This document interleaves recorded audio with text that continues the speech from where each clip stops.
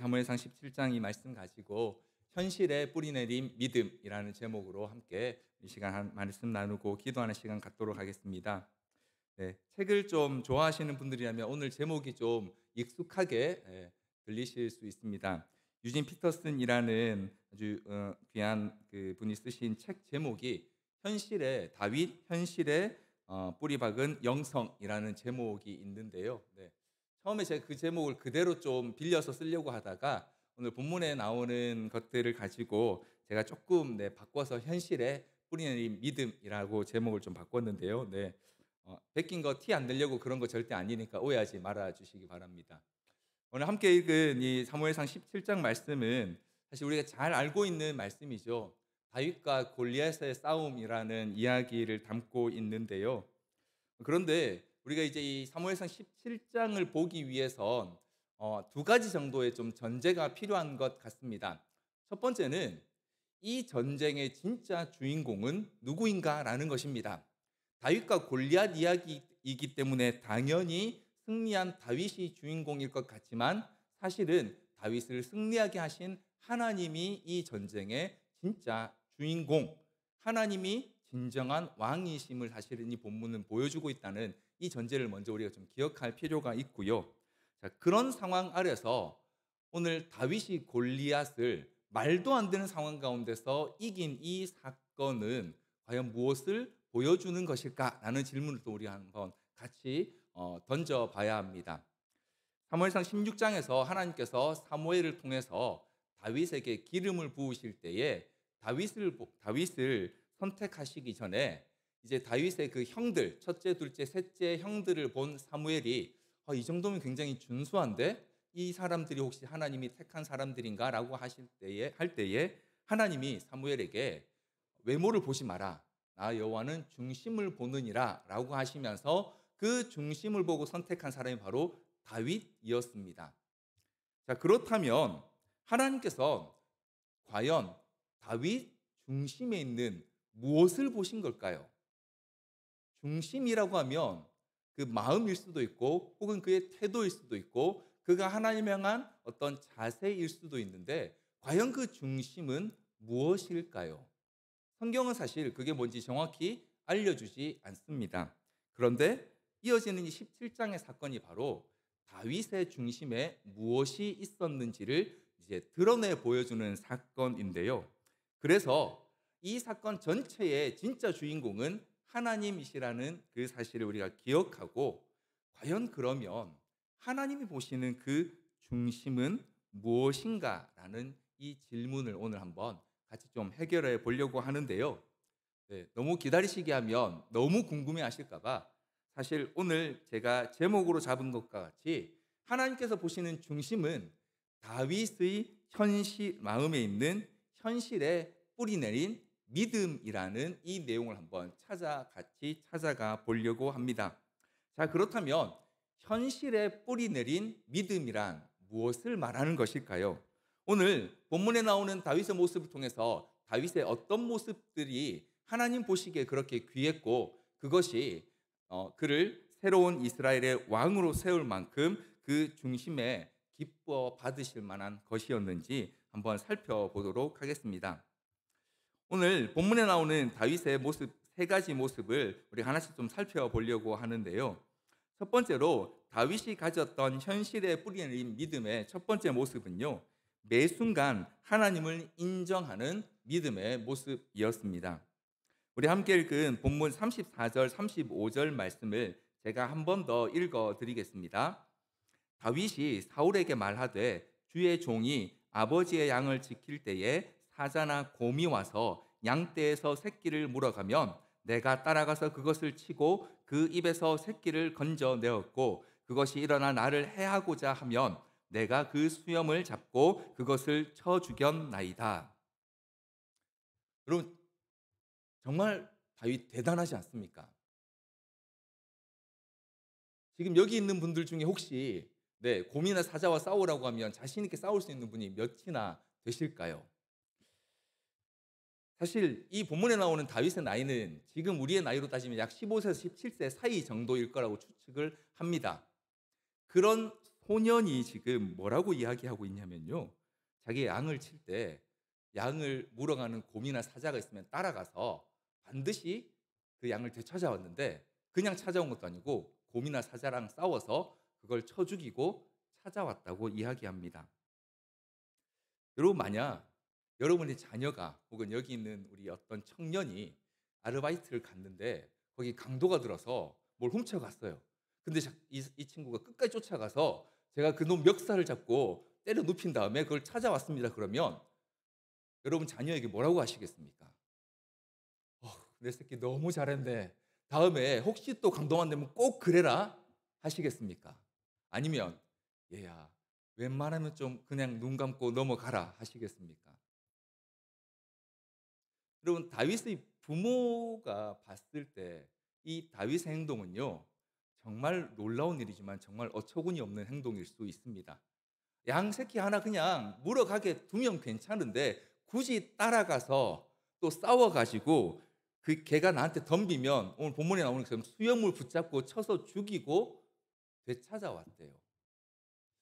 알고 보면 다윗은 정말 철없고 천방지축인 15살 소년이었던 것 같습니다. 부모에게. 근데 여러분, 다윗이 이렇게 할 수 있었던 이유가 있습니다. 그건 바로 그가 하나님께 대해 알고 있는 하나님에 대한 믿음 때문이었습니다. 사실 이때 다윗이 하나님께 대해서 알았던 내용이 뭐였을까 이제 추측해 보면요.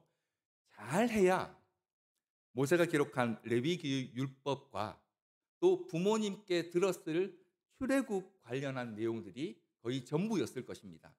아직 우리가 보는 것처럼 성경이 다 기록된 상태도 아니고요. 모세오경, 모세의 율법도 집집마다 있는 게 아니고 제사장에게 가야지만 겨우 한번 들을 수 있는 그런 상황. 부모에게 우리의 하나님이 어떤 분이신지, 우리가 1년에 3차례 제사하러 가는 그 하나님이 어떤 분이신지 듣는 이야기가 전부였을 거란 말이죠. 그런데 소년 다윗은 아버지에게 그 출애굽을 이끄신 하나님의 이야기를 들으면서 아마 이런 꿈을 꿨던 것 같습니다. 하나님께서 놀랍게 하신 그 일이 오늘 나의 삶에도 이루어지면 얼마나 좋을까? 하나님이 율법에 약속하신 그 일들이 오늘 내게도 이루어지면 얼마나 놀라운 일이 벌어질까? 그리고 다윗은 그렇게 믿었던 것 같습니다. 나에게도 하나님이 그렇게 일하실 것이다. 그래서 다윗이 한 행동이 무엇입니까? 자기에게 주어진 양을 지키기 위해서 굳이 이미 물려간 양 새끼를 찾으려고 곰이나 사자를 쫓아가서 그것들을 쳐 죽이고 찾아오는 일을 했습니다. 근데 여러분 우리가 생각해 보면 다윗이 좀 용맹했고 뒤에 나오는 것처럼 물맷돌을 좀 잘 돌렸을 수 있습니다만 매번 그 맹수들을 쫓아가서 항상 이겼을까요? 어떤 때는 못 찾고 돌아오거나 혹은 오히려 다쳐서 돌아온 일들도 분명히 있었을 겁니다. 그때마다 부모님은 분명히 아버지인 이새는 말렸겠죠. 그런데 다윗은요, 아마도 그런 상황이 되면 될수록 분했던 것 같습니다. 이상하다. 하나님 분명히 말씀하셨는데 우리를 애굽으로부터 이끌어내시고 우리를 지켜주신 하나님이 분명히 나와 함께 하신다고 했는데 왜 지지? 그래서 다윗은 또다시 덤볐습니다.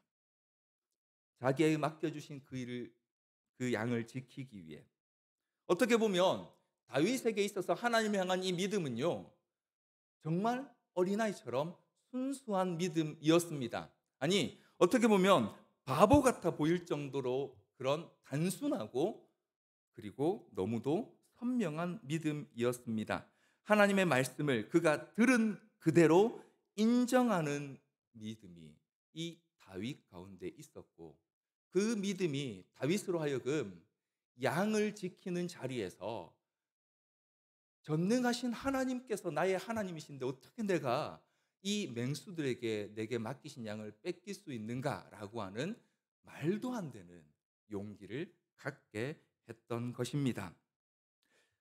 그래서 다윗은 매 순간 이 하나님을 인정하는 믿음으로 자기에게 맡겨진 일들을 감당해냈고 그 고백이 오늘 사울 왕 앞에서 그가 한 고백, 내가 양을 칠 때에 곰과 사자를 쳐서 죽이고 그 양을 되찾아온 것처럼 하나님께서 오늘 저 블레셋 군대에 대해서도 그렇게 하실 것이라고 고백할 수 있었던 것입니다.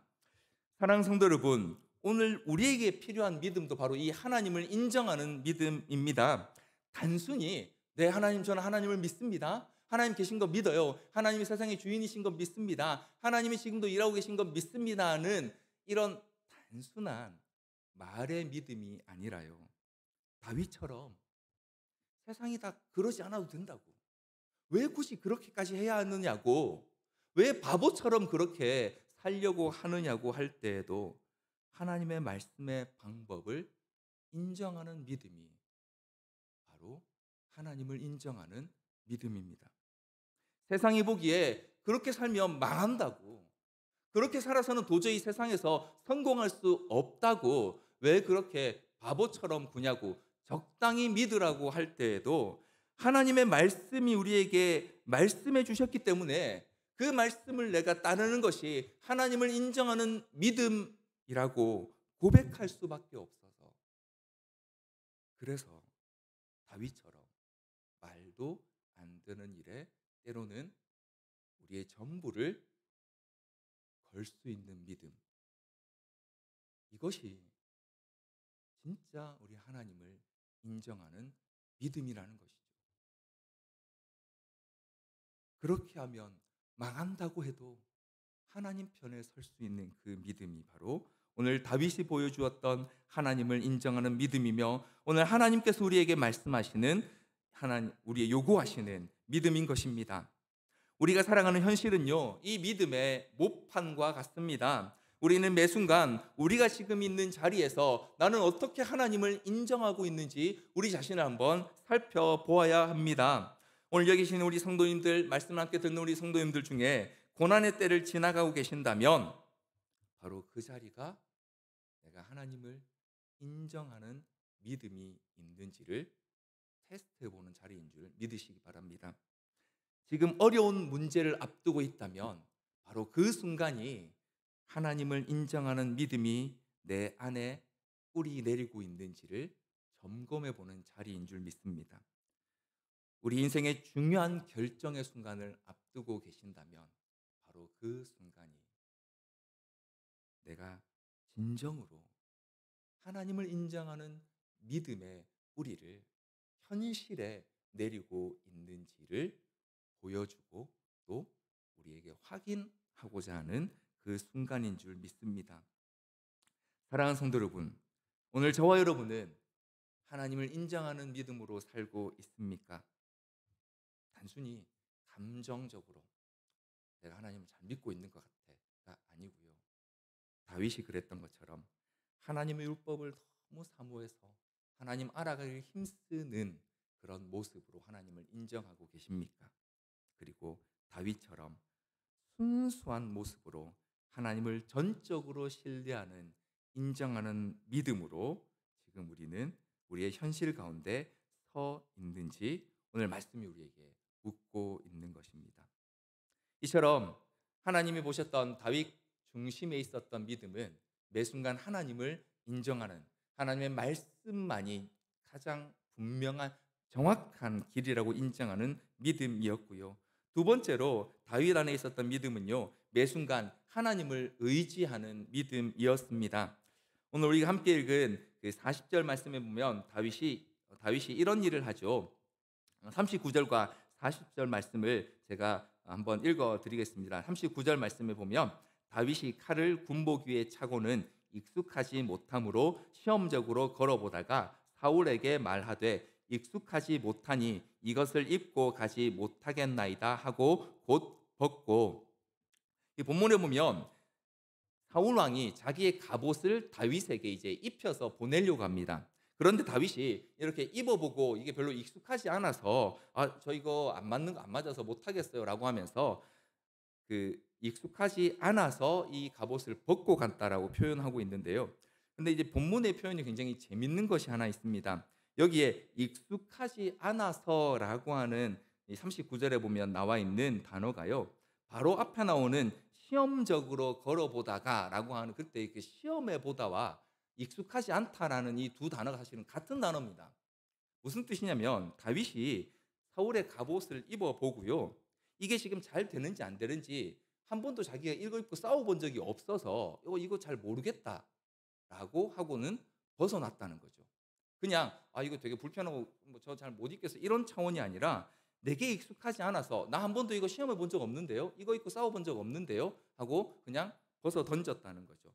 그리고 나서는 그가 뭘 가지고 나갔습니까? 자기에게 익숙한 것을 갖고 갔는데 여기서 익숙한 것은 그럼 뭘까요? 시험해 본 거죠.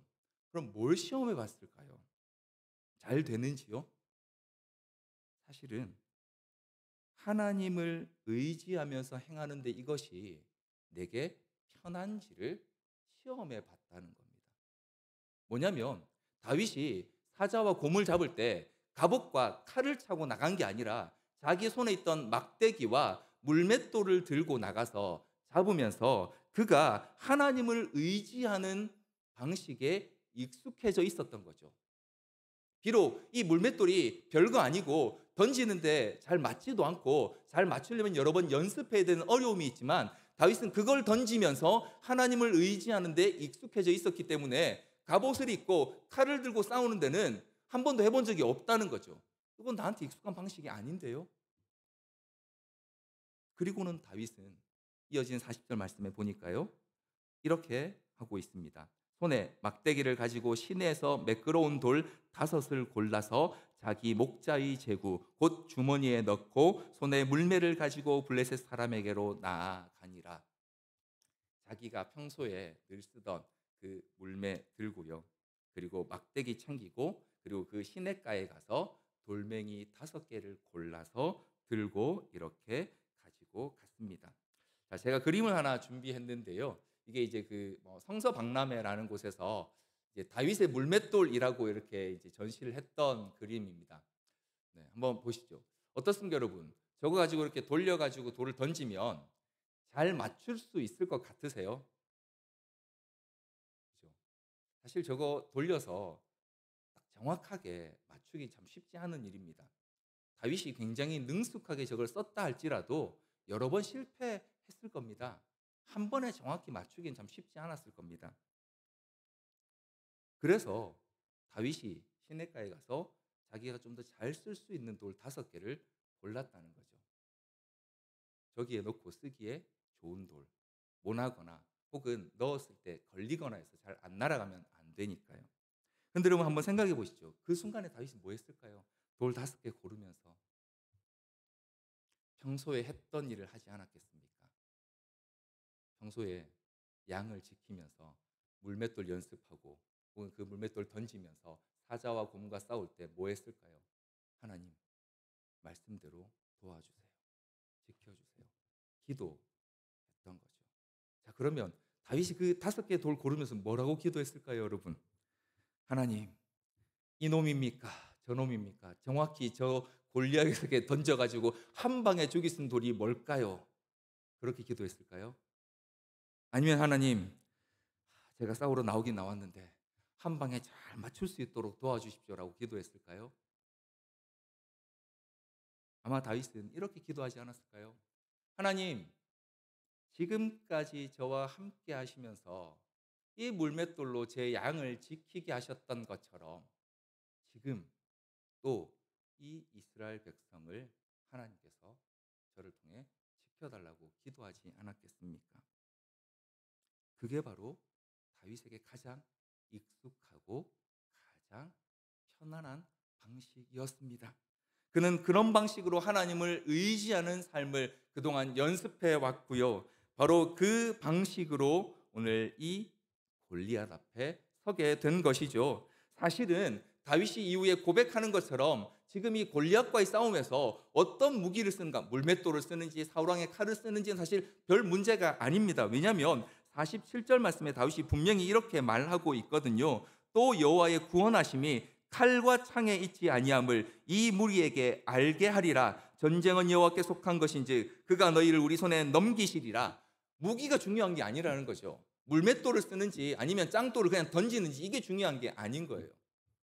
중요한 건 전쟁의 방식이 아니라 누구를 의지해서 누구와 함께 싸우는가가 더 중요한 것입니다. 다윗은 그 방식에 있어서 가장 익숙한 방식, 평소에 자기가 하나님을 의지하는데 가장 익숙했던 방식, 하나님을 의지하며 살아가는데 가장 편리했던 바로 그 방식대로 전쟁에 임했고, 하나님께서는 그 방식대로 그와 함께 일하셨던 것입니다. 그런 의미에서 오늘 저와 여러분이 살아가는 현실은 믿음의 훈련장입니다. 오늘 현실 가운데 저와 여러분이 겪는 일들은 우리가 혼자서 감당해서 어떻게든 이겨내야 될 일들이 아니고요. 바로 오늘 다윗과 같이 성령 하나님과 동행하며 어떻게 하나님을 의지해 나가야 하는지를 연습하는 훈련장이 바로 이 현실입니다. 다윗에게는 바로 그 현실에 뿌리 내린 하나님을 의지하는 믿음이 있었던 것입니다. 오늘 우리에게는 이 하나님을 의지하는 익숙한 방식이 있으십니까? 내가 문제를 만날 때에, 어떤 일들을 해야 할 때에, 혹은 일상의 삶을 시작하거나 마칠 때에 하나님을 의지하는 가장 익숙한 방식들이 있으십니까? 바로 그 일들을 통해서 우리는 하나님이 보시기에 합당한 우리 마음의 중심을 만들어 가게 되는 것입니다. 이처럼 다윗은 현실에 뿌리 내린 하나님을 매 순간 인정하는 믿음과 하나님을 의지하는 믿음으로 지금 이 전장에 섰습니다. 그리고 마지막 세 번째로 다윗은요, 매 순간 하나님을 선포하는 믿음을 그가 가지고 있었습니다. 다윗이 골리앗 앞에서 이렇게 선포하는 것을 우리가 함께 볼 수 있습니다. 45절 말씀인데요. 우리 45절 말씀 같이 한번 읽도록 하겠습니다. 우리 같이 한번 읽겠습니다. 시작. 다윗이 블레셋 사람에게 이르되 너는 칼과 창과 단창으로 내게 나아오거니와 나는 만군의 여호와의 이름 곧 내가 모욕하는 이스라엘 군대의 하나님의 이름으로 내게 나아가노라. 아멘.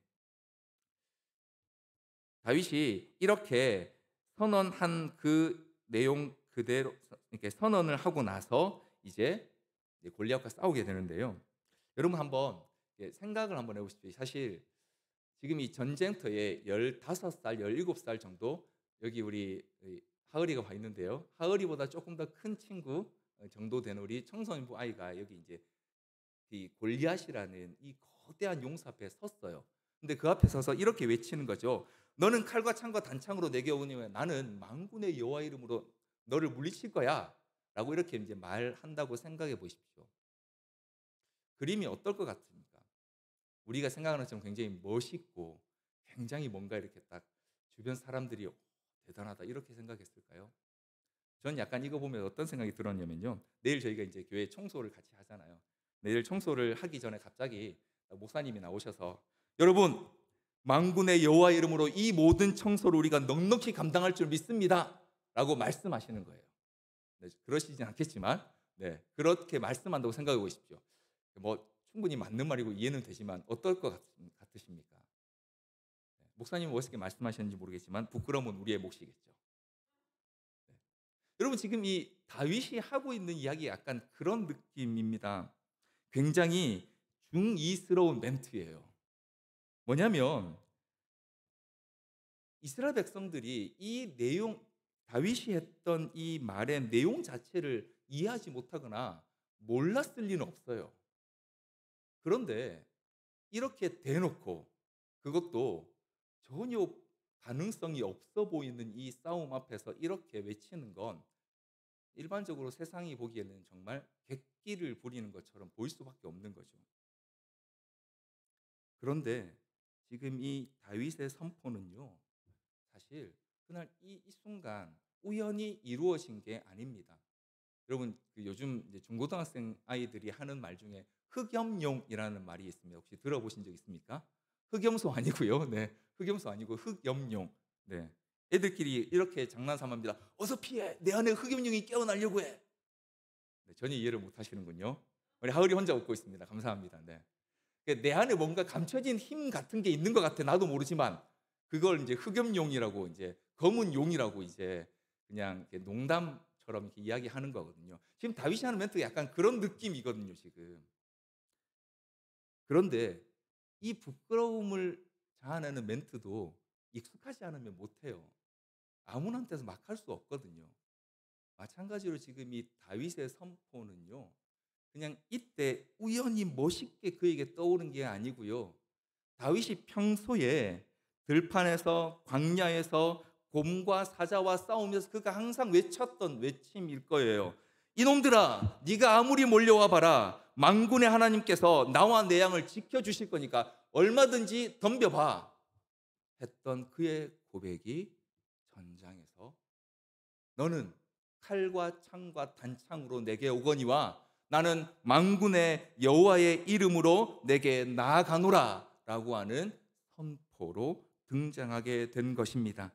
그리고 바로 이 믿음의 선포는 이어지는 역사 가운데 놀라운 일을 이루어내게 되죠. 그 말씀대로, 그 선포대로 이루어지는 것을 볼 수 있습니다. 51절과 52절 말씀인데요. 우리 같이 한번 읽어보겠습니다. 51절, 52절. 그 다윗의 선포가 어떻게 이루어졌습니까? 우리 같이 한번 읽어보겠습니다. 시작. 다윗이 달려가서 블레셋 사람을 밟고 그의 칼을 그 칼집에서 빼내어 그 칼로 그를 죽이고 그의 머리를 베니 블레셋 사람들이 자기 용사의 죽음을 보고 도망하는지라.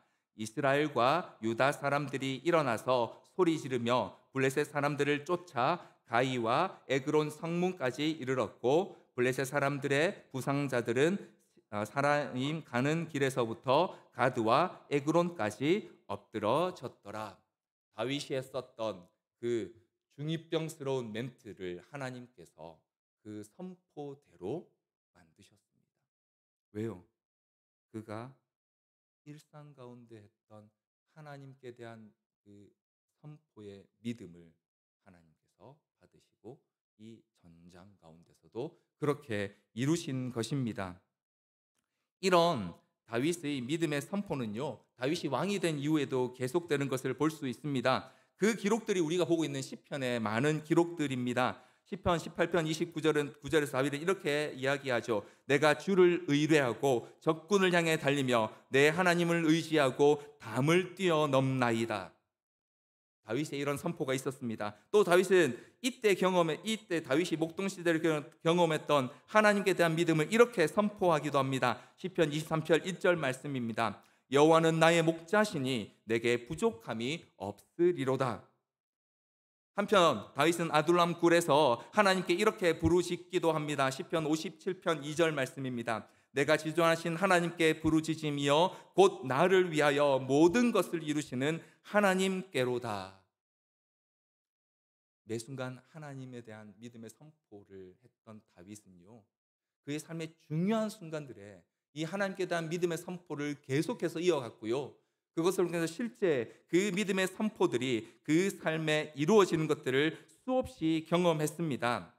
주변 사람들은 매우 피곤했을 겁니다. 생각해 보십시오. 다윗이 왕이 됐어요. 그런데 어느 날 밤에 딱 자고 일어났는데, 야야 봐봐, 내가 어젯밤에 또 시를 한 편 썼어. 한번 들어볼래? 왕이요, 제가 사실 좀 바쁜데 했는데 벌써 이미 하프 연주하고 시 부르고 있습니다. 어떻게 하겠습니까? 들어줘야죠. 그리고 다윗의 시와 기도를 보면 어떤 때는 너무 좋았다가 또 어떤 때는 한없이 낙심했다가 또 어떤 때는 하나님만 있으면 뭐든지 될 것처럼 고백했다가 또 어떤 때는 정말 나는 이제 아무 세상에서 어떤 아무런 도움이 없구나라고 이 절망과 이 기쁨과 좌절을 막 오가거든요. 이런 사람 옆에 있으면 굉장히 피곤하잖아요. 근데 다윗은요, 진짜 왕이신 하나님께 대한 인정과 또 그분을 매 순간 의지하는 그 믿음 때문에 하나님께 대해서 자기의 마음을 있는 그대로 고백하고 선포하고 그 하나님이 자신을 위해 하시는 일들을 고백하는데 주저함이 없었던 것입니다. 그런 의미에서 이 다윗 왕의 믿음의 선포는요, 그가 평소에 하나님께 대한 인정하는 믿음과 의지함이 빚어낸 결과물들입니다. 오늘 저와 여러분이 살아가는 현실도 사실은 믿음의 전쟁터입니다. 그런 자리에서 이 믿음의 선포는요, 내가 서야 할 자리를 우리가 먼저 결정하는 것과 같습니다. 그래서 이 믿음의 선포를 통해 우리는 이전에 나와 함께 하셨던 그 하나님께 대한 기억을 다시 되새기기도 하고요. 또 내가 의지함으로 동행해온 하나님의 일하심들을 다시 한번 내 삶에 선언하고 내 영혼에 새기기도 하고요. 또 말씀을 통해서 하나님이 보여주신 약속을 다시 한번 우리 마음 가운데 불일 듯 일어나게 할 수도 있는 것입니다. 좌절할 수 있고 실망할 수 있고 넘어질 수 있고 실패할 수 있는 그 순간에 믿음의 선포를 통해서 나는 하나님 편에 서겠노라고, 하나님이 어떻게 행하시든 바로 그 자리에 서기를 원한다고 먼저 우리의 자리를 결정하는 것이 바로 이 믿음의 선포인 것이며, 이 믿음의 선포를 통해 하나님 또한 그렇게 우리 가운데 일하고 계시는 것을 우리는 경험하게 됩니다.